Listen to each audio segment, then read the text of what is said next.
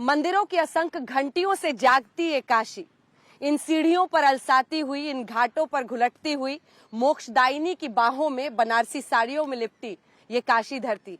और यहाँ पर खास मेहमान हमारे साथ आज मुख्यमंत्री योगी आदित्यनाथ जी मौजूद हैं, जिनसे बहुत सारे सवाल करेंगे। क्योंकि मुख्यमंत्री जी जब प्रधानमंत्री आए थे तो उन्होंने कहा था सत्य ही संस्कार है, प्रेम ही परंपरा है, काशी साक्षात शिव है। लेकिन एक चीज जो उन्होंने नहीं कहा वो ये था कि काशी योगी आदित्यनाथ के लिए सबसे बड़ी परीक्षा है उनके जीवन की। कहते हैं कि पूर्वांचल से ही रास्ता लखनऊ का खुलता है और काशी से दरवाजा पूर्वांचल का। क्या काशी फिर से आपको गले लगाएगी और क्यों? देखिए, काशी तीनों लोकों में न्यारी है। काशी को जो सम्मान और जो अधिकार मिलना चाहिए था, स्वतंत्र भारत में जो सम्मान का हकदार काशी थी, वो सही मायने में अगर किसी ने दिया है तो प्रधानमंत्री मोदी जी ने दिया है। काशी को उसकी पुरातन आत्मा को संरक्षित रखते हुए नए कलेवर के रूप में वैश्विक मंच पर प्रधानमंत्री मोदी जी ने प्रस्तुत किया है। और इसीलिए आज काशी के भौतिक विकास की बात हो, काशी के आध्यात्मिक और सांस्कृतिक उन्नयन की बात हो, या काशी के सर्वांगीण विकास से जुड़ी हुई जो कुछ भी है, ये प्रधानमंत्री मोदी जी के विजन का है, उनके मार्गदर्शन का है, उनकी प्रेरणा और उनके प्रयासों का प्रतिफल है। और ये मेरा सौभाग्य है कि मुझे मोदी जी ने प्रदेश के मुख्यमंत्री के रूप में प्रदेश की जनता की सेवा का अवसर दिया और इसी बहाने काशी की सेवा करने का भी अवसर मुझे प्राप्त हो रहा है। तो आप खुश हैं एकदम? मथुरा, काशी, अयोध्या ये जाकर योगी जी खुश रहते हैं, मुस्कुराते दिखते हैं? नहीं, मैं मत देखिए, ये हमारी पहचान है। हमारी ऋषि परंपरा ने जो 7 पुरियां मानी है, अयोध्या, मथुरा, काशी, कांची, अवंतिका, पुरी, द्वारावती चैव सप्तेता मोक्षदायिका, उनमें से 3 उत्तर प्रदेश में है। और ये मेरा सौभाग्य है कि इन 7 पुरियों में से 3 महत्वपूर्ण पुरियां, अयोध्या भी, मथुरा भी और काशी भी, ये उत्तर प्रदेश में है। तीनों के भौतिक विकास के साथ साथ आध्यात्मिक और सांस्कृतिक उन्नयन के बारे में हम लोगों को कुछ करने का प्रयास हो, यानी कुछ हम लोगों को भी इसमें योगदान देने का अवसर प्राप्त हो रहा है। ये हमारे लिए सौभाग्य का अवसर है। क्या मथुरा को लेकर आप बड़ा संकेत दे रहे हैं कुछ मुख्यमंत्री जी, जैसा आपके एक मंत्री ने पहले कहा था? देखिए, हम लोग जैसे अयोध्या के विकास के बारे में ध्यान दे रहे हैं, जैसे प्रधानमंत्री जी के नेतृत्व में अयोध्या के विकास के बारे में, काशी के विकास के बारे में कार्य हो रहा है, वैसे ही मथुरा के विकास के लिए भी हमने कार्य किया है। मथुरा का विकास सड़क, बिजली, पानी या कुछ और? हर प्रकार का विकास, समग्र विकास। हम केवल भौतिक विकास की बात नहीं करते हैं, हम समग्र विकास की बात करते हैं। सामाजिक आर्थिक विकास के साथ साथ सांस्कृतिक और आध्यात्मिक उन्नयन के लिए भी कार्य होना चाहिए। अच्छा, पीएम ने अब उपयोगी बोल दिया, मतलब यूपी से नाम ही जोड़ दिया अब आपका, उपयोगी, और विपक्ष कहता है अनुपयोगी। उपयोगी कैसे? देखिए, प्रधानमंत्री जी ने जो बात कही है, मैं आभारी हूं प्रधानमंत्री जी का, जिन्होंने उत्तर प्रदेश की इस विकास यात्रा का शुभारंभ किया है। और उत्तर प्रदेश की इस विकास यात्रा में प्रदेश के पहले सांसद के रूप में, फिर एक मुख्यमंत्री के रूप में मुझे जुड़ने का अवसर प्राप्त हुआ है। उन्होंने बहुत नजदीक से देखा इन चीजों को। देखिए, मोदी जी के पास मुख्यमंत्री के रूप में देश के अंदर एक लंबा अनुभव रहा है और गुजरात को उन्होंने देश का नंबर 1 का राज्य बनाया। गुजरात विकास का एक मॉडल बना मोदी जी के नेतृत्व में। उनका ये अनुभव स्वाभाविक रूप से देश के सभी राज्यों के लिए एक नई प्रेरणा रही है। आज भी गुजरात मॉडल की बात होती है। ये मोदी जी के समय में गुजरात जिन नई ऊंचाइयों को पहुंचा है वह एक मॉडल के रूप में देश के अंदर और दुनिया के अंदर माना गया। और गुजरात में उत्तर प्रदेश के बहुत सारे लोग रोजी रोजगार के लिए वहां जाते थे। उत्तर प्रदेश को समझने, जानने, क्योंकि ये प्रधानमंत्री जी की एक आदत का हिस्सा है कि वह समाज के प्रत्येक तबके से स्वयं संवाद बनाते हैं। यानी ये नहीं देखते कि प्रधानमंत्री की कुर्सी पर मैं हूं तो क्या मुझे मजदूरों से संवाद बनाना चाहिए, श्रमिकों से संवाद बनाना चाहिए, व्यापारियों से, किसानों से, महिलाओं से, बच्चों से, उनका हर एक तबके से सीधा संवाद होता है। तो उत्तर प्रदेश के अनुभव का एक वह उस समय का उनके पास अनुभव है जो मुख्यमंत्री के रूप में उन्होंने देखा है। दूसरा, प्रधानमंत्री के रूप में 2014 से लेकर के 2017 के बीच का भी उनके पास अनुभव है कि जून 2014 से मार्च 2017 के बीच में उत्तर प्रदेश में क्या होता था, और मार्च 2017 के बाद से लेकर के अब तक उत्तर प्रदेश में क्या हो रहा है, ये किसी से छुपा हुआ नहीं है। तो स्वाभाविक रूप से 2017 के पहले विकास के प्रोजेक्ट में उत्तर प्रदेश की सरकार ब्रेकर का काम करती थी। गरीब कल्याणकारी योजनाओं में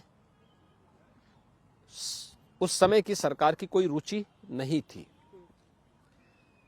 उत्तर प्रदेश के आध्यात्मिक और सांस्कृतिक पहचान को देश और दुनिया के सामने कहने में लोगों को संकोच होता था। लोग उसको अपनी गरिमा के विरुद्ध मानते थे। उत्तर प्रदेश के सामने पहचान का संकट खड़ा हो गया था। लेकिन 2017 के बाद, मार्च 2017 के बाद क्या गांव, क्या गरीब, क्या किसान, क्या नौजवान, क्या महिलाएं, समाज का कोई तबका ये नहीं कह सकता है कि विकास और शासन की योजनाओं में किसी के साथ कोई भेदभाव किया गया। सबको योजनाओं का लाभ दिया गया, विकास सबका किया गया, बिना भेदभाव के किया गया। गरीब कल्याणकारी योजनाओं को हर एक व्यक्ति तक पहुंचाने का कार्य भी हुआ। इंफ्रास्ट्रक्चर डेवलपमेंट के बड़े बड़े कार्य उत्तर प्रदेश के अंदर प्रारंभ हुए और पूरे हो रहे हैं। और उत्तर प्रदेश की पहचान जिन मानबिंदुओं के कारण थी, जिन प्रतीकों के कारण थी, वह भी आज वैश्विक मंच पर एक नए तेज के साथ दिखाई दे रहे हैं। चाहे वह प्रयागराज कुंभ हो। प्रयागराज कुंभ, आप लोग मीडिया से जुड़े हैं और आप लोगों ने कुंभ की परंपरा को बहुत नजदीक से देखा है। 2013 में भी कुंभ को कवर किया होगा आप लोगों ने। 2013 का कुंभ क्या था और 2019 का क्या था, ये देश देख रही है, दुनिया देख रही है, हर श्रद्धालु देख रहा है। काशी 2014 के पहले क्या था, 14 से 17 के बीच में कैसे सरकार विकास के कार्यों में यहां पर ब्रेकर का काम कर रही थी, और 17 के बाद वही विकास की परियोजनाएं किस तेजी के साथ आगे बढ़ी हैं, ये सबने देखा है। तो स्वाभाविक रूप से अगर मैं उत्तर प्रदेश के गरीब के लिए, किसान के लिए, नौजवान के लिए, महिला के लिए और प्रदेश के समग्र विकास के लिए उपयोगी हूं, तो प्रदेश में माफिया राज लाने वाले, प्रदेश में गुंडा राज स्थापित करने वाले, प्रदेश में दंगा करवाने वाले, प्रदेश में बेटियों की सुरक्षा के लिए खतरा बने लोगों के लिए उतना ही अनुपयोगी भी रहूंगा। ये तो किसी भी सिक्के के दो पहलू होते हैं। एक पक्ष अगर सकारात्मक होगा तो दूसरा पक्ष जिनकी अनैतिक, अवैध और अराजक गतिविधियों पर लगाम लगा है उनके लिए उतना ही अनुपयोगी भी रहूंगा। एक नजरिया ये भी है सर इसको देखने का कि पीएम ने क्या यूपी से अब योगी का नाम की मुहर लगा दी, उसको जोड़ने की। मैं इसलिए पूछ रही हूँ क्योंकि तनाव होता है या खुशी होती है जब मंच पे चाहे वो नड्डा जी हो, चाहे प्रधानमंत्री हो, चाहे गृह मंत्री अमित शाह हो, सब आपका नाम लेते हैं, और अब तनाव तो नहीं बनता है कि बहुत ज्यादा स्टेक पर है? देखिए, हम लोग कोई तनाव में कभी नहीं रहते। सार्वजनिक जीवन में आए हैं तो सार्वजनिक जीवन में कुछ मूल्यों को, कुछ आदर्शों को सामने रख करके आए हैं। पर पहली बार सर आपके नाम पर चुनाव लड़ा जा रहा है। मेरे नाम, देखिए, चुनाव में हर भारतीय जनता पार्टी का कार्यकर्ता एक योगी बनकर के कार्य कर रहा है, वो कर्मयोगी है और हर एक कार्यकर्ता इसमें लगा हुआ है।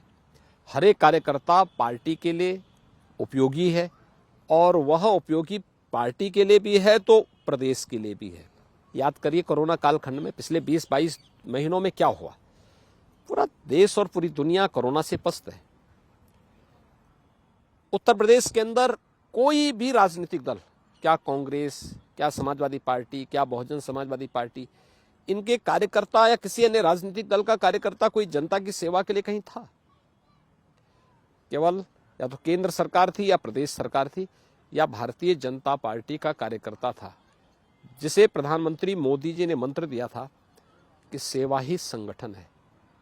यानी संगठन को अपनी सदस्यता अभियान उस समय नहीं चलाना था, अपनी ब्रांडिंग नहीं करनी थी, जनता जनार्दन की सेवा के लिए अपने आप को समर्पित करना था, और यह कार्य हुआ यूपी में।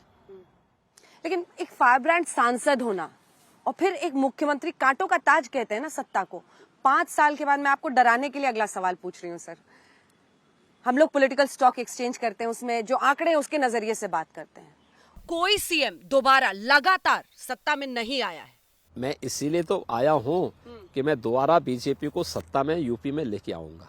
इतिहास रचेंगे। इतिहास रचने के लिए ही हम लोग बने हैं, और प्रधानमंत्री मोदी जी के नेतृत्व में इसी इतिहास को रचने के लिए हम लोग चुनावी मैदान में आ रहे हैं। लेकिन अखिलेश यादव इस पर हुंकार भर रहे हैं। वो कह रहे हैं कि पूर्वांचल एक्सप्रेसवे का उद्घाटन आप करते हैं, और वो कह रहे हैं कि हमारी रैलियों में इतनी भीड़ आ रही है, रात रात में जग के लोग उनको सुनने के लिए आ रहे हैं। ये तो अच्छी बात है कि विपक्ष कमजोर नहीं दिखना। मुझे तो इसी बात का भय है कि विपक्ष है भी कि नहीं है, क्योंकि जनता के संकट के समय विपक्ष ढूंढे नहीं मिल रहा था, सब होम क्वारंटीन में थे, और मुझे यही भय है कि कहीं जनता इनको चुनाव के दौरान होम क्वारंटीन न कर ले।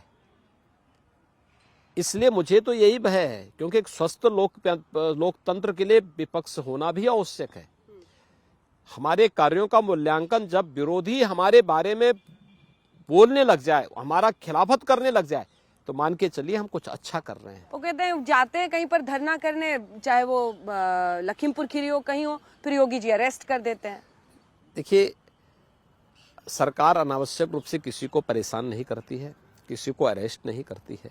हाँ, प्रदेश के अंदर कोई दंगा कराने का प्रयास करेगा, प्रदेश के अंदर कोई अव्यवस्था पैदा करने का प्रयास करेगा, किसी गरीब का, किसी व्यापारी का, किसी कमजोर की संपत्ति पर जबरन कब्जा करेगा, किसी बहन बेटी की सुरक्षा के साथ खिलवाड़ करेगा, तो स्वाभाविक रूप से सरकार और कानून को उस समय अपना कार्य करना ही है। लेकिन सामान्यतः लोग धरना प्रदर्शन करते हैं, ये लोकतंत्र की शान है। लोकतंत्र की उस पर लोकतांत्रिक मूल्यों की रक्षा करते हुए कोई व्यक्ति कर रहा है तो कौन कर रहा है? आप कह रहे थे कि पता नहीं विपक्ष है या नहीं है, ये आपको चिंता सता रही थी। कौन है मुकाबले में? आपको मुख्य मुकाबला किससे दिखता है सर? देखिए, अगर आप जो तीनों प्रतिद्वंदी आपके हैं उन पर एक एक टिप्पणी हो जाए। देखिए, मैं टिप्पणी किसी पे मुख्य नहीं करूंगा। मुकाबला। मैं किसी पे टिप्पणी इसलिए नहीं करूंगा, हर राजनीतिक दल को अपने एजेंडे के तहत चुनाव लड़ने का पूरा अधिकार है, एक। दूसरा, 2014, 2017, 2019 के चुनाव आप सबके सामने हैं। 2014 में समाजवादी पार्टी सत्ताधारी दल था, बड़े दमखम के साथ चुनावी मैदान में आए थे, बुरी तरह हारे थे। 2017 में 2 लड़कों की जोड़ी चुनाव मैदान में आई थी बीजेपी के खिलाफ, जनता ने बुरी तरह उनको यहां से ठुकराया था। 2019 में बुआ और बबुआ की जोड़ी बनी थी, जनता ने उनको भी पूरी तरह ठुकराया था। सबसे बड़ी बात यह है कि 19 का चुनाव,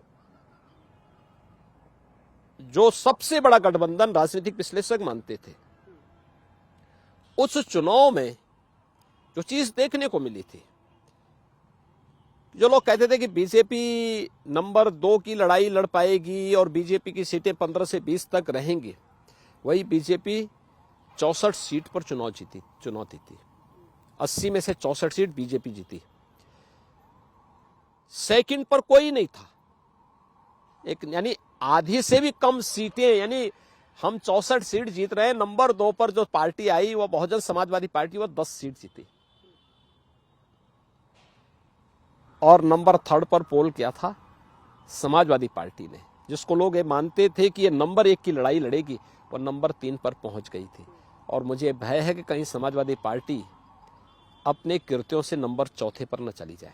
नंबर 4 पर पहुंच जाएंगे अखिलेश। मैं क्या कह रहा हूं ना, जो जिस प्रकार की बोली भाषा है, जिस प्रकार के उनके कारनामे हैं, ये कहीं उसको नंबर 4 पर न पहुंचा दे। मुझे इस चीज का एक भय सता है। काशी वाले कमेंट पर बोल रहे हैं कि आप, क्योंकि काशी में हम लोग ये शो कर रहे हैं, उन्होंने कहा था अंतिम समय में लोग काशी किसी भी बात को लेकर के संतों के प्रति, काशी के प्रति, प्रदेश के विकास के प्रति, गरीबों के प्रति, सफाई कर्मियों के प्रति या समाज के प्रत्येक तबके के प्रति जो सोच समाजवादी पार्टी की है, मुझे लगता है इस नकारात्मक सोच का जवाब प्रदेश की जनता देगी।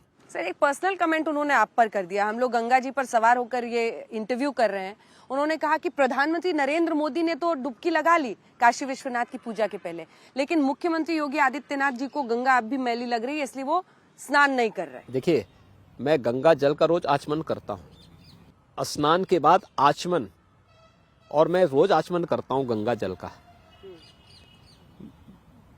अखिलेश जी जब दोपहर 12 बजे सो करके उठते होंगे, तब तक मैं कई जनपदों का दौरा करके और कई शासकीय बैठकें संपन्न करके अपने आगे की तैयारी कर रहा होता हूँ। इसलिए जब मेरा पूजा का काम चलता है ब्रह्म मुहूर्त में, उस समय अखिलेश जी अपने आराम से सो रहे होते हैं। उनको पूजा पाठ इन सब चीजों से कौन मतलब है? तो इसी वजह से वो नहीं कह रहे कि आप उनकी फोन टैपिंग करते हैं, आपको उनका रूटीन भी पता चल गया है। मैंने कहा ना, कह रहे हैं फोन टैपिंग कर रहे हैं आप उनकी सारी बातें शाम में सुन रहे हैं, ऐसा बोल रहे हैं। अब इतनी फुर्सत मेरे पास होती कि मैं फोन टेप करता, फोन टेप किसी का फोन सुनूं। मेरे पास तो 19 मार्च 2017 से, जब से उत्तर प्रदेश का दायित्व मुझे सौंपा गया, 16 से 20 घंटे कार्य करते करते व्यक्ति सुबह से लेकर शाम तक एक एक मिनट की कार्य, उसके समय को पहले से ही तय हो जाता है, कब मुझे किस मीटिंग में रहना, कब किस मीटिंग में रहना, कब किस कार्यक्रम में रहना है। देखिए, अखिलेश जी के पास पर्याप्त समय है। 12 बजे सो के उठना, 2 बजे तक तैयार होना, फिर अपने मित्रों मंडली के साथ बैठ जाना, फिर साइकिलिंग के लिए निकल जाना, तो स्वाभाविक रूप से उनके पास पहले भी यही था। बड़े बाप के पुत्र हैं, तो बड़ा काम यही उनका बड़ा काम है। इसलिए उन पे बहुत ज्यादा टिप्पणी करने की आवश्यकता नहीं है।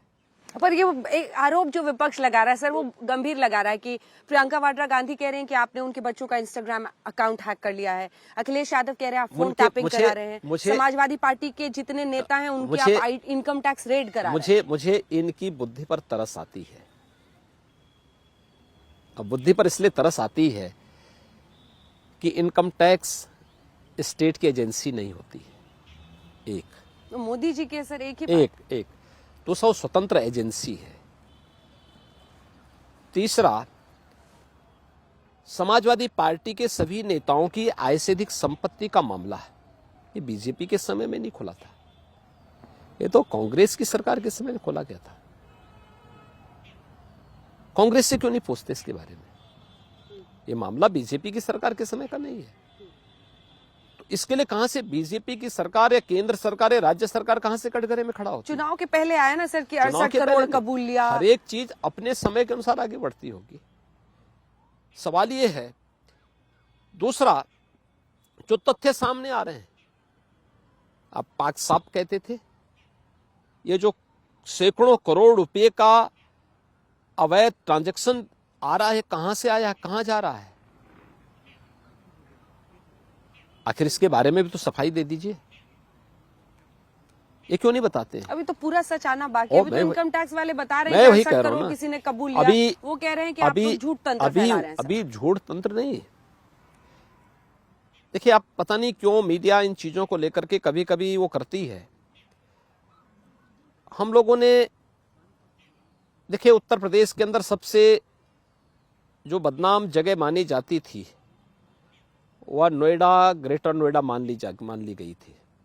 और वहां पर पिछली सरकारों के कारनामे इस कदर चढ़े थे, ये मान लिया गया था कि कोई मुख्यमंत्री का जाना ही वहां अभिषिप्त हो गया था। और आप कितनी बार हुआ है सर? नहीं, मैं तो 1 दर्जन बार जा चुका हूं। लेकिन पिछली सरकारों के मुख्यमंत्रियों के लिए वहां जाना भी अभिषिप्त हो गया था, और इसीलिए पिछली सरकारें वहां का सीएजी की जांच ने ऑडिट नहीं करवा रही थी, हमने करवाया है। और जो कारनामे आए हैं लोगों के, हजारों करोड़ रुपए के वारे नारे हुए हैं, ये कहां गया ये पैसा? उत्तर प्रदेश की इकोनॉमी हम लोग 4 साल में, 4.5 साल में नंबर 2 की इकोनॉमी उत्तर प्रदेश को बना सकते हैं। और इन लोगों को 4-4 बार, 3-3 बार और 5-5, 6-6 दशक तक प्रदेश में शासन करने का अवसर मिला। कहां इन्होंने उत्तर प्रदेश की अर्थव्यवस्था को पहुंचा दिया था? क्यों पिछड़ रहा था उत्तर प्रदेश? कारण था गरीब कल्याणकारी योजनाओं में, विकास की बड़ी बड़ी योजनाओं के विजन ही नहीं था, तो विकास की बड़ी योजनाएं बनाते भी कैसे? लेकिन अगर बन भी रही थी कैसे भी, उसमें हर एक जगह लूट खसोट और भ्रष्टाचार का बोलबाला था। प्रदेश पेशेवर माफिया और दंगाइयों के हाथों इन्होंने गिरवी रख दिया था और इसलिए प्रदेश की कोई पहचान नहीं बन पा रही थी। आज सरकार, केंद्र और प्रदेश सरकार मिलकर के कार्य कर रही हैं। आज हर गरीब को 15 करोड़ लोगों को फ्री में राशन मिल रहा है यूपी में, और डबल इंजन की सरकार है, डबल डोज मिल रही राशन की भी। ये पहले क्यों नहीं मिलता था? प्रदेश वही प्रियंका वाड्रा प्रदेश के अंदर सर, नहीं, उनके बच्चों का इंस्टा अकाउंट आपने हैक कर लिया। मैं उसी पे आ रहा हूं। पहले मैं उसी बात को आ रहा हूं ना। प्रदेश में 75 जनपद है। पहले बिजली 4 जनपदों में भी नहीं मिलती थी। आज सभी 75 जनपदों में बिजली की आपूर्ति अनवरत है। अभी तो सर वो कह रहे थे हमें लोग कि 24 घंटे आप दे रहे हैं, चुनाव है इसलिए दे रहे हैं। लेकिन दे रहे हैं हम अप्रैल 2017 से बिजली दे रहे हैं, चुनाव के नाते नहीं दे रहे हैं। अप्रैल 2017 से बिजली दे रहे हैं और कांग्रेस शासित तमाम राज्य भी इस समय बिजली की सहायता हमसे ले रहे हैं। उनकी आपसी प्रतिद्वंदिता इस कदर बढ़ गई है उन राज्यों में ही कि वे एक दूसरे को फूटी आंखों नहीं देख सकते, इसलिए सहायता हमसे मांग रहे हैं। तो उत्तर प्रदेश पिछली सरकारों ने आखिर गरीबों को मकान क्यों नहीं दिए? प्रधानमंत्री आवास योजना 2015 में प्रारंभ हो गई थी। क्या कर रही थी पिछले सरकारें 2 वर्षों तक? स्वच्छ भारत मिशन में हर गरीब के घर में शौचालय हो, क्यों पिछली सरकार नहीं दे पाई? हर घर में बिजली का कनेक्शन फ्री में मिले और बिजली इंफ्रास्ट्रक्चर स्थापित तो क्यों नहीं दिया गया? समाजवादी पार्टी के कैडर को तो आप पेंशन देने की बात करते थे, लेकिन एक विधवा महिला को, एक वृद्धजन को, निराश्रित वृद्धजन को, दिव्यांग जन को पेंशन क्यों नहीं मिलती थी?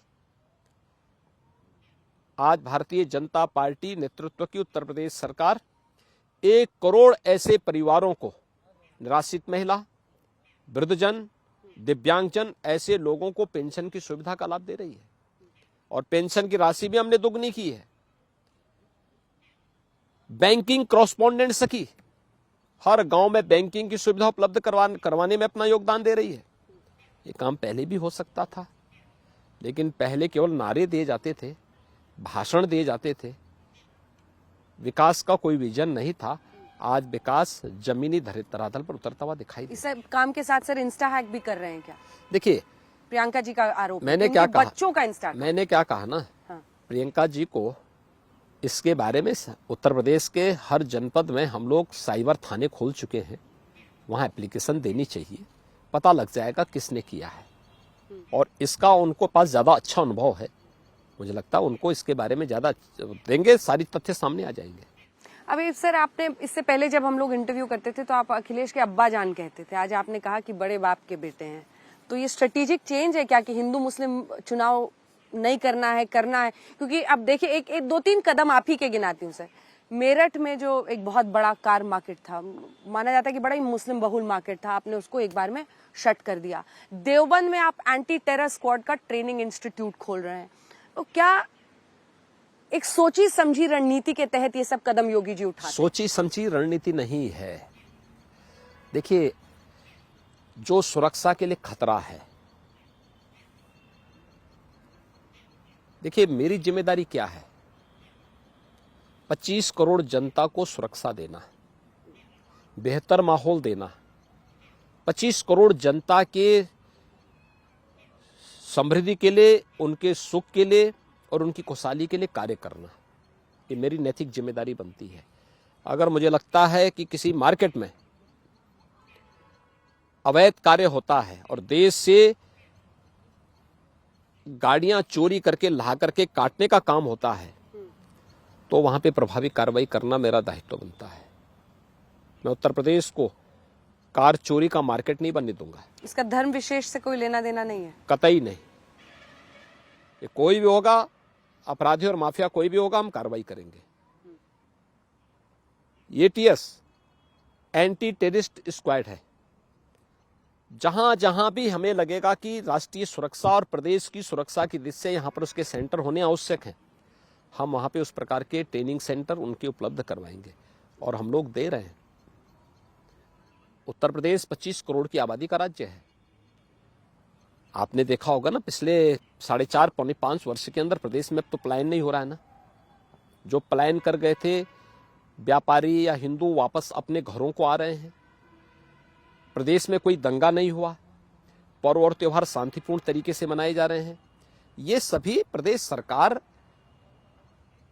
की उपलब्धियां हैं और प्रदेश के आम जनमानस के विश्वास पर खरा उतरने का जो कार्य भारतीय जनता पार्टी नेतृत्व की सरकार ने किया है, यह हमारा एक आम जनता के प्रति जो जवाबदेही थी, हमने अपनी उस जवाबदेही को निभाया है और इसीलिए हम जनता के पास जाने, आप हमने जो कहा सो करके दिखाया है।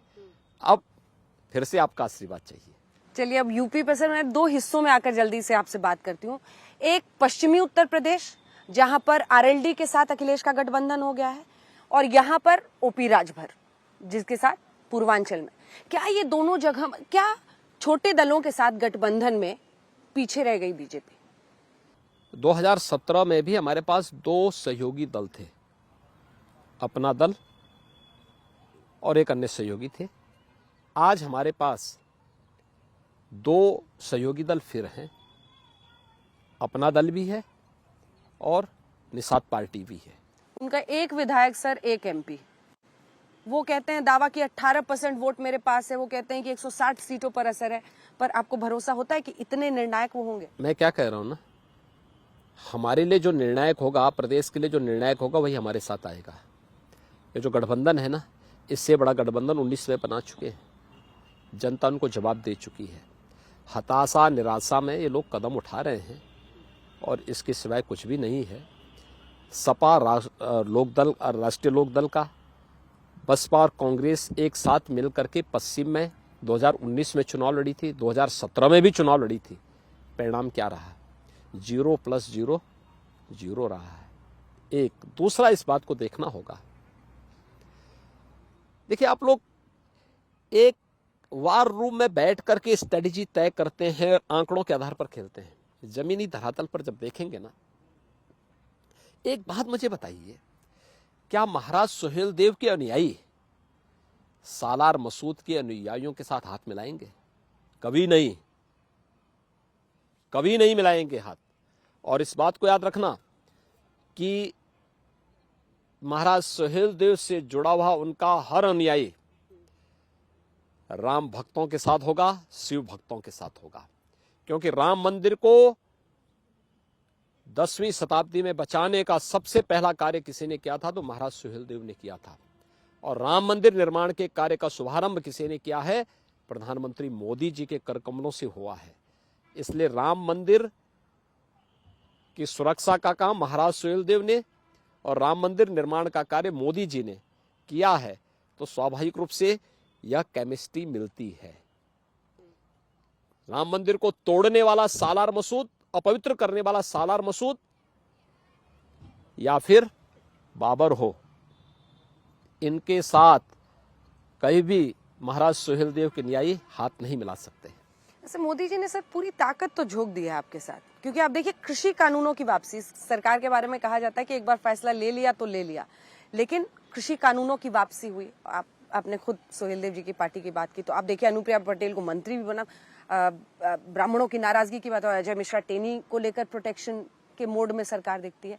मतलब ऐसा लग रहा है जैसे पूरे का पूरा जो सिस्टम है वो इस बार यूपी हर हाल में बीजेपी की झोली में आए उसके लिए झोंक दी गई। देखिए बीजेपी एक सर इसमें सवाल जोड़ रही हूँ कि किसान आंदोलन भी वापस हो गया उसकी वजह से, तो अब जादू की झड़ी चल गई क्या कि किसान मान जाएंगे और किसान खुश हो जाएंगे कि अब योगी जी करने लगेंगे?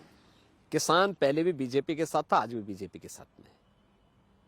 किसान हितैषी कार्य जितना मोदी जी ने किया है इससे पहले किसी सरकार ने नहीं किया है। प्रधानमंत्री फसल बीमा योजना हो, सॉयल हेल्थ कार्ड की व्यवस्था हो, प्रधानमंत्री कृषि सिंचाई की योजना हो, एमएसपी का सही मायने में लागत का 1.5 गुना दाम देने का कार्य हो, या फिर प्रधानमंत्री किसान सम्मान निधि का लाभ, यह अगर किसी ने दिया है तो मोदी जी ने दिया है। प्रदेश में प्रोक्यूरमेंट किसी ने किया है तो बीजेपी की सरकार ने किया है। जब हम 17 में आए थे, 2010 से 2017 के बीच का गन्ना मूल्य का बकाया किसानों का था। हमने 1.5 लाख करोड़ रुपए का गन्ना मूल्य का भुगतान किसानों के खाते में करवाया। कोरोना कालखंड में सभी चीनी मिलें चलाई। पहले किसानों से उनकी उपज का दाम जो किया जाता था, ये उपज उनसे आड़तियों के माध्यम से खरीदा, यानी मुनाफा आड़ती कमाते थे, किसान नहीं कमाता था। आज किसान से सीधे क्रय किया जा रहा है, और सीधे क्रय का मतलब क्या कि इसका लाभ सीधे किसान को मिल रहा है। यानी भारी अंतर है। प्रदेश के अंदर, पश्चिम के अंदर आप जाइए, पूरब में आप आइए, हर एक जगह किसान के मन में एक विश्वास है, और विश्वास इस बात का कि शासन ने उसको बिजली दी। 22 लाख हेक्टेयर लैंड को अतिरिक्त सिंचाई की सुविधा प्रधानमंत्री कृषि सिंचाई के माध्यम से उत्तर प्रदेश के अंदर हमारी सरकार ने उपलब्ध करवाया है। प्रधानमंत्री जी ने अभी सरयू नहर परियोजना का उद्घाटन किया है। सरयू नहर परियोजना 1972 में परियोजना बनी थी और 49 साल लगे इसको बनाने में। पिछली सरकारें इस परियोजना को रोकती थी। लगभग 15 लाख हेक्टेयर लैंड को सिंचाई की सुविधा मिली है इससे। 1972 से लेकर के 2017 तक किसी का ध्यान क्यों नहीं गया? जबकि 2015 में प्रधानमंत्री कृषि सिंचाई योजना बनने के बाद प्रधानमंत्री मोदी जी और भारत सरकार लगातार राज्य सरकार से कह रही थी कि आप पैसा लीजिए, इस परियोजना को पूरा करिए। हमने पूरा किया। बाण सागर परियोजना हमने पूरा किया, अर्जुन सहायक परियोजना हमने पूरा की। और भी दूसरा, बुंदेलखंड और बिंदु क्षेत्र पेयजल के लिए हमेशा तरसता था। प्रदेश में 4-5 ऐसे महत्वपूर्ण क्षेत्र थे जो सूखे की चपेट के कारण, आर्सेनिक फ्लोराइड के कारण हमेशा पेयजल के संकट से त्रस्त रहते थे। बुंदेलखंड बिंदु क्षेत्र सूखे के कारण, बलिया से लेके मथुरा तक ये पूरी जो बेल्ट जाती है पूरी एक, ये आर्सेनिक और फ्लोराइड के कारण प्रभावित रहती थी। आज हर घर नल योजना हम लोग इन सभी गांवों में, लगभग 35,000 गांवों में हमारी हर घर नल योजना जा रही है।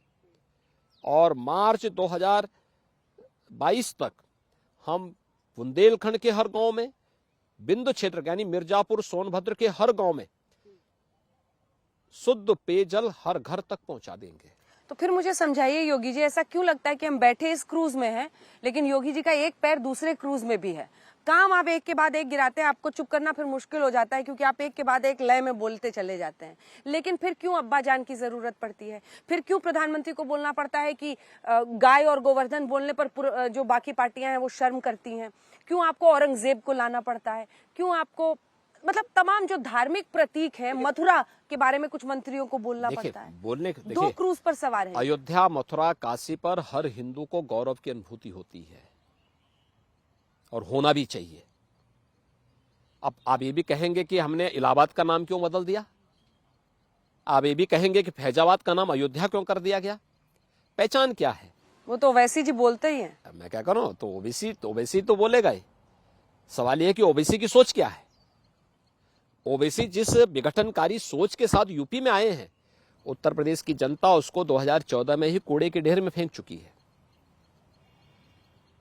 हमने उत्तर प्रदेश को उसकी पौराणिक और पुरातन पहचान दिलाई है, और ये हर भारतवासी का दायित्व बनता है। हमारी पहचान क्या है? हम अब उस पहचान के साथ जुड़े और ये काम किया जा रहा है।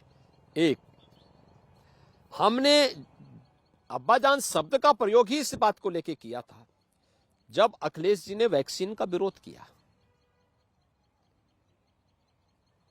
और वैक्सीन, अब्बाजान शब्द असंसदीय नहीं है। मैंने तो विधान परिषद में समाजवादी पार्टी के नेता सदन जो थे, उनके नेता विधान परिषद में से अहमद हसन जी से मैंने पूछा सदन में, मैंने कहा मुझे एक बात बताइए, क्या अब्बाजान शब्द असंसदीय है? उन्होंने कहा नहीं। तो मैंने कहा फिर आपकी पार्टी मुस्लिम वोट लेना चाहती है लेकिन अब्बाजान से परहेज करती है, क्या मतलब है इस बात? पर सर, अब्बाजान तो ज्यादातर मुस्लिम समुदाय में जो लोग होते हैं वो बोलते हैं ना। मैं क्या कहता हूँ, 2014 के पहले और 2017 के पहले क्या होता था? वही मियां मुलायम वाला एक्सटेंशन है ये पॉलिटिक्स का। क्या आपको नहीं लगता था कि इससे पहले गोल टोपी पहन करके तमाम प्रकार की दावतें होती थी? क्या ये सच नहीं है कि 2017 के पहले आज जो पैसा मकान, गरीबों के मकान बनने में लग रहे हैं, यही पैसा कब्रिस्तान की बाउंड्री में खर्च हो जाते थे? क्या ये सच नहीं है कि इन पैसों की बंदर बांट होती थी और कुछ लोगों को अपने, यानी कुछ लोगों को तुष्ट करने के लिए प्रदेश के गरीबों को और उनके पेट पर लात मारने का काम होता था? आज तो नहीं हो रहा है। हमने कहा ना, विकास की योजना का लाभ सबको देंगे लेकिन तुष्टिकरण किसी का नहीं करेंगे। और आपने जब गोल टोपी बोला, ऐसा लगा कि एकदम गोल टोपी वाले, मतलब नहीं, मैंने क्या कहा, सवाल ये है कि आप इफ्तार पार्टी कहना चाह रहे थे। इफ्तार पार्टी के नाम पर क्या कुछ नहीं होता था। सरकार के खजाने से इफ्तार के नाम पे पार्टियां होती थी, आज तो नहीं होती है ना। तो मुस्लिम समुदाय पूछेगा इसमें क्या बुरा है? नहीं, बुरा क्या है? तो फिर होली मनाने में क्यों रोका जाता था? कावड़ यात्रा पे क्यों रोक लगाई जाती थी? जन्माष्टमी पे क्यों रोक लगाई जाती थी? अब आपके अधिकारी फूल बरसाते हैं सर कांवड़ियों पर। बिल्कुल, सुरक्षा की दृष्टि से भी आवश्यक है और हम निगरानी भी करते हैं। 4 करोड़ लोग अगर कावड़ यात्रा में जा रहे हैं तो उसकी निगरानी भी होनी आवश्यक है, शांति भी बनी रहे। साथ साथ वे लोग अगर आस्था के साथ जुड़ करके समाज की व्यवस्था, राष्ट्र के निर्माण में अपना योगदान दे रहे हैं तो उनका अभिनंदन भी होना चाहिए।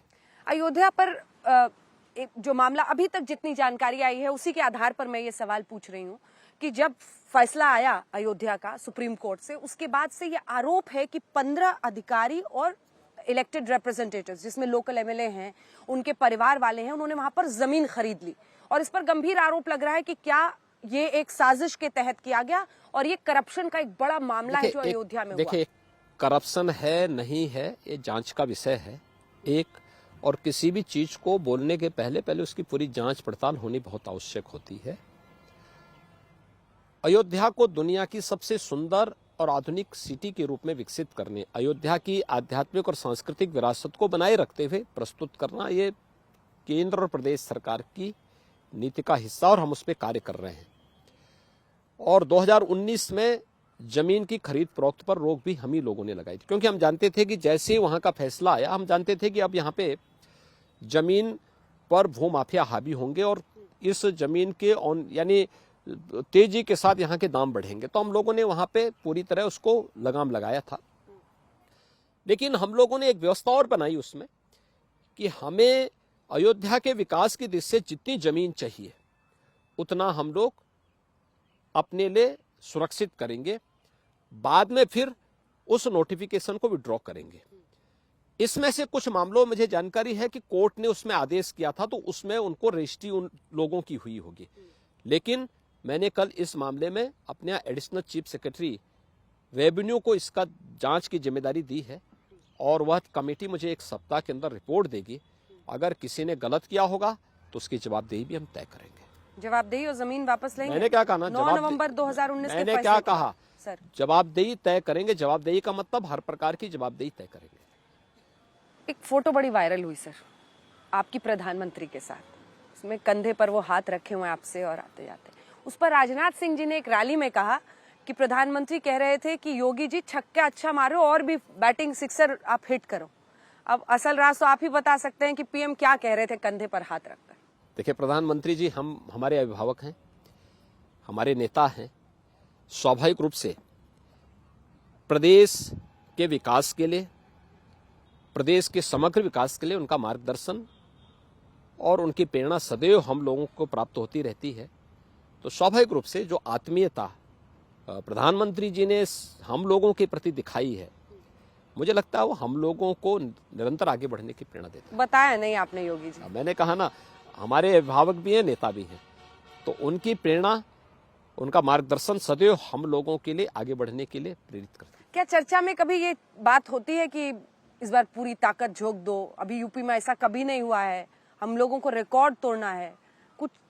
हम हर दिन, केंद्र और प्रदेश सरकार डबल इंजन की सरकार है, तो लोक कल्याण के लिए, जन कल्याण के लिए, विकास के लिए रिकॉर्ड ही तोड़ती है और रिकॉर्ड तोड़ने का ही कार्य कर रही है। प्रधानमंत्री आपसे क्या शेयर करते हैं ये आप नहीं बताएंगे? मैंने कहा ना, और चुनाव में भी बीजेपी रिकॉर्ड मात्रा में सीट जीत करके एक नया रिकॉर्ड फिर से स्थापित करेगी। अच्छा, वो 400 सीटों का दावा कर रहे हैं, आप 300 सीटों का दावा कर रहे हैं। 300 नहीं, 325 प्लस मैंने कहा। 325 प्लस, 350 गृह मंत्री जी कह रहे हैं। तो अमित शाह जी। देखिए, मैंने कहा ना कि हम लोगों ने 325 प्लस की बात जब की तो उसमें सभी आ जाते हैं और ये सीट बीजेपी जीतेगी।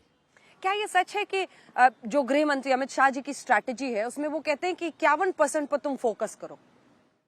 देखिए, स्ट्रेटजी मार्गदर्शन प्रधानमंत्री जी का। 49 में कौन है? नहीं, मैंने क्या कहा, प्रधानमंत्री जी का मार्गदर्शन है और माननीय गृह मंत्री जी निरंतर इन सब कार्यक्रमों को इम्प्लीमेंट करने का कार्य पहले भी यहाँ पे किए। 2014 में प्रदेश के प्रभारी के रूप में, 2017 में राष्ट्रीय अध्यक्ष के रूप में, 2019 में भी राष्ट्रीय अध्यक्ष के रूप में उनका मार्गदर्शन प्राप्त हुआ है और प्रदेश के कार्यकर्ताओं के साथ उनका बहुत आत्मीय संबंध है और बराबर उनका मार्गदर्शन प्राप्त होता है। योगी जी, 51 और 49 पर थोड़ा सा बताएंगे? हमारा 51, 59, हम 100% की लड़ाई लड़ रहे हैं। 100% की लड़ाई लड़ रहे हैं। ये डिप्लोमेटिक आंसर आपने मुस्कुराते हुए योगी जी ने दे दिया है। हम दे रहे हैं। 325 प्लस का आपका दावा? 325 प्लस। और आपको लग रहा है कि इस बार पूरे प्रदेश की जनता होगी या फिर एमवाई को आपने निकाल दिया है? देखिए, हमने अपने कार्य और अपनी उपलब्धियों के आधार पर जनता के बीच जा रहे हैं और जनता का आशीर्वाद हमें भरपूर मिलेगा।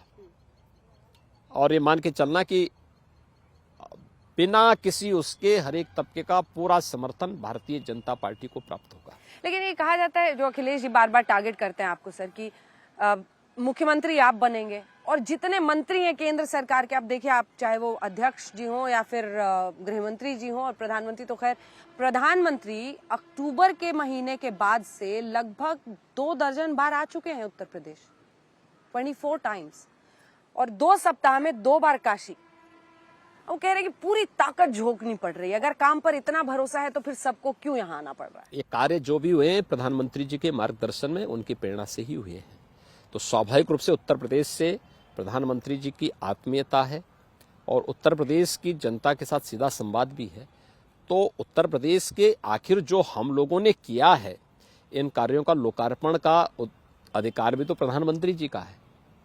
इसलिए प्रदेश सरकार के अनुरोध पर प्रधानमंत्री जी उन कार्यक्रमों का लोकार्पण के लिए आते हैं और फिर जनता के सामने अपना संबोधन भी देते हैं। सरकार चलाना मुश्किल है सर कि चुनाव लड़ना? अब देखिए, आपका दोनों का ही पहला अनुभव है। हमारे लिए देखिए, एक पूरा उत्तर प्रदेश जैसा राज्य चुनाव लड़ने का अनुभव पहली बार नहीं है। मैं 5 बार लोकसभा का सांसद रहा हूँ और पूरा 5 प्रदेश बार रहा हूँ। तब तो गोरखपुर में सीमित रहता था। मैं क्या कह रहा हूँ ना, संसदीय चुनाव स्वयं लड़ना और उसके बाद लड़ाने की तैयारी करना, ये अनुभव है। और पार्टी एक परिवार है, ये सभी लोग मिलेंगे तो मान के चलना भारतीय जनता पार्टी 2014, 2017, 2019 की पुनरावृत्ति करेगी और भारी बहुमत से फिर से भारतीय जनता पार्टी की सरकार। दोनों में मुश्किल कौन सा है? हमारे चलाना कि चुनाव? हमारे लिए कोई मुश्किल नहीं है। जब ध्येय निष्ठा लोक कल्याण के लिए हो, राष्ट्र कल्याण के लिए हो, तो कुछ भी मुश्किल नहीं। मोह हो गया लेकिन क्या योगी को? कोई मोह नहीं। मुख्यमंत्री 5 साल, कोई मोह नहीं है, कोई मोह नहीं है, कोई भय भी नहीं है। भाई मैं डरा रही थी बेझिझक आपको होकर के। मैंने इसलिए कहा ना, ये भय आप लोगों का है क्योंकि आप न्यूज रूम में बैठ करके अपने आंकड़े तय करते हैं। ये भय और ये मोह हमें नहीं है क्योंकि हम युद्ध के मैदान में हैं। अच्छा सर, एक चलते चलते अब 2-4 सवाल ओमिक्रॉन को लेकर थोड़ी तैयारी पर देश भर में कई लोग चिंता जाहिर कर रहे हैं। कई राज्य ऐसे हैं जैसे अरविंद केजरीवाल हैं और भी लोगों ने कहा है कि सरकार बूस्टर डोज पर काम करे। ओमिक्रॉन को लेकर क्या तैयारी है, क्योंकि दूसरी लहर में हमने देखा देश में किस तरह की तबाही मची थी। ओमिक्रॉन को लेकर क्या तैयारी है, बूस्टर डोज पर आपकी क्या राय है? देखिए, हम लोग अनुरोध करना चाहेंगे मीडिया से कि एक तो जब कोई आपदा आती है तो आम जनमानस के मनोबल को बनाए रखने की आवश्यकता है। नेगेटिविटी पैदा करने की आवश्यकता उस समय नहीं होती है। जनता के संबल के लिए हमें पॉजिटिव कैंपेन चलाना चाहिए, नेगेटिव नहीं। नकारात्मक पक्ष को लेकर जब हम जाते हैं तो हम एक प्रकार से आपदा को और विभत्स रूप प्रदान कर रहे हैं। उत्तर प्रदेश ने भी और देश ने भी कोरोना का अब तक पूर्वक मुकाबला किया है। प्रधानमंत्री मोदी जी का मार्गदर्शन और उनकी प्रेरणा सदैव इसके साथ में रही है। उत्तर प्रदेश का प्रबंधन देश के अंदर बेहतरीन माना गया है। ओमिक्रॉन को लेकर के भी उत्तर प्रदेश पूरी तरह सजग है। देखिए, आज के दिन पर उत्तर प्रदेश 19 करोड़ लोगों को वैक्सीन की डोज दे चुका है। सर, सिंगल डोज हमने यहाँ पे हमने प्रदेश के अंदर लगभग 13 करोड़ लोगों को हम लोगों ने फर्स्ट डोज दे दिया है और डबल डोज जो है हमारे 6 करोड़ से ज्यादा लोगों को उपलब्ध हो गया है। ये चीज देखने को मिला है कि जिन्होंने वैक्सीन की दोनों डोज ली है, ओमिक्रॉन उन पर बहुत प्रभावी नहीं हो सकता है और माइल्ड रूप में आ रहा है, क्योंकि ये 2 दिसंबर को 2 मामले उत्तर प्रदेश में आए थे जो मुंबई से आए थे और दोनों स्वस्थ होकर के वापस जा चुके हैं। हम लोगों ने पूरे लक्षण उनकी जानकारी में ली तो माइल्ड था, इसलिए ओमिक्रॉन से इतना भयभीत होने की आवश्यकता नहीं। हाँ, टेस्ट और ट्रीट के बारे में जो प्रधानमंत्री जी का फॉर्मूला है उसको हमें अपनाना पड़ेगा। एक सावधानी बरतना पड़ेगा। 2 गज की दूरी और मास्क है जरूरी का पालन भी करना सर, पड़ेगा। रैली में कहाँ 2 गज की दूरी? मैं क्या कर रहा हूँ ना, अभी तैयारी हो रही है। सर, फरवरी में अगर पीक की आशंका है जैसा एक्सपर्ट्स कह रहे हैं, चुनाव पर भी असर हो सकता है। देखिए, हमने क्या कहा, हम रोकने का पूरा प्रयास कर रहे हैं, पूरा प्रयास करेंगे, लेकिन ये सामूहिक प्रयास का प्रतिफल ही होगा। अगर सभी लोग मिलकर के सामूहिक प्रयास करेंगे तो ओमिक्रॉन एक सिंपल वायरल फीवर बनकर के रह जाएगा। वैक्सीन जिन्होंने नहीं ली है वैक्सीन जरूर ले लें। फ्री में वैक्सीन, सबको वैक्सीन, ये प्रधानमंत्री मोदी जी ने दिया है और वैक्सीन प्रभावी है, यह अब तक साबित हुआ है। वैक्सीन हेसिटेंसी क्या अभी भी आपके राज्य में आती है? ऐसी खबर आती है कि लोग मना कर रहे हैं? जो लोग दुष्प्रचार कर रहे हैं, जिन्होंने दुष्प्रचार किया है, वो लोग तो आज भी है ना। स्वयं वैक्सीन ले लेंगे चोरी छिपे, दूसरों को कहेंगे तुम मत दो, ये तो उनके जीवन के साथ खिलवाड़ है ना। ये है। तो 3rd वेव की तैयारी पूरी है, आप ये कह रहे हैं? 3rd वेव उत्तर प्रदेश के अंदर आशंका व्यक्त की जा रही थी अगस्त सितंबर में आने की, 2021 में ही वो बीत चुका है। फिर आशंका व्यक्त की जा रही है। हमारी पूरी तैयारी है, हम 3rd वेव को आने के पहले ही रोक देंगे। और आप ये भी दावा कर रहे हैं कि 3rd वेव को आने से पहले रोक देंगे और अपनी दूसरी पारी आप कह रहे हैं सुनिश्चित कर रहे हैं? सुनिश्चित है, जनता जनार्दन का आशीर्वाद लेने के लिए हम फील्ड में जा रहे हैं। चलिए, जब नतीजे आएंगे तब भी आपसे जरूर आज तक पर बातचीत होगी। बहुत बहुत धन्यवाद आपका। काशी में गंगा की ये लहरें और इसी के साथ समापन इस कार्यक्रम का, लेकिन ये लहरें किसको कहां पहुंचाती हैं ये देखने का इंतजार सभी को रहेगा। बहुत बहुत धन्यवाद आपका योगी जी हमारे साथ चर्चा में शामिल होने के लिए। तो पंचायत आज तक में मुख्यमंत्री उत्तर प्रदेश के योगी आदित्यनाथ, जिन्होंने खाका अपनी पूरी इस रणनीति का बताया जिसके जरिए वो उत्तर प्रदेश में आश्वस्त हैं कि जीत उन्हीं की होगी, नतीजे यूपी के लोग तय करेंगे।